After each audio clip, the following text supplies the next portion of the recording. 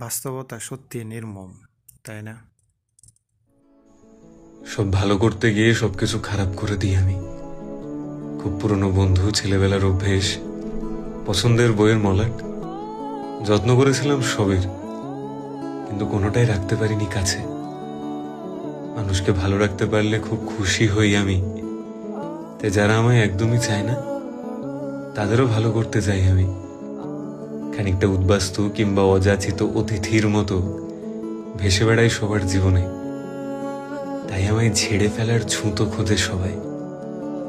অনেক কিছু ভালো করতে গিয়ে টুকটাক ভুল করে ফেলি, আর আমার ভুলগুলো এত রঙিন যে সাদা কালো এফার্টস গুলো তখন আর চোখে পড়ে না কারো। সবাই শুধু আমার দোষগুলোই মনে রাখে।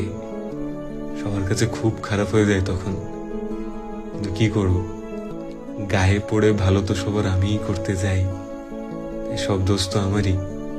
আমি তো এটুকুই পারি যে ভালো করতে গিয়ে সবার কাছে খারাপ হয়ে যায়। কি মজার না?